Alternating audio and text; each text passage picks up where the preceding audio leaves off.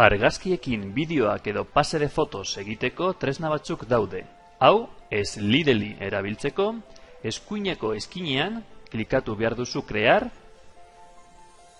eta crear vídeo de presentaciones. Sartu izena eta pasahitza eta erregistratuta ez baldin bazaude, erregistroa egin.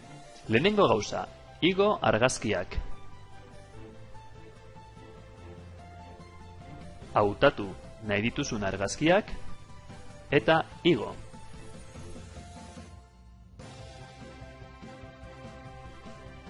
Behin igota, bigarren gauza da musika edo zure ahotsa jartzea. Musika batzuk agertzen dira. Zure propioa hautatu nahi baduzu, igo musika hori. Izan daiteke abesti bat edo zure ahotsa.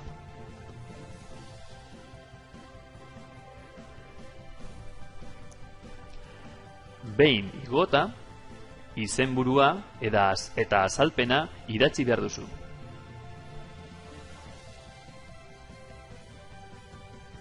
Eta gero, aukera daukazu gai bat hautatzeko. Horrek balio du diseinua hobetzeko. Bukatzean, guardar mi Slidely.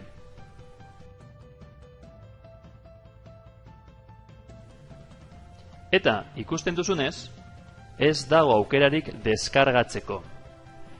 Blog edo web batean txerta dezakezu HTML kodearekin, baina deskargatu ez.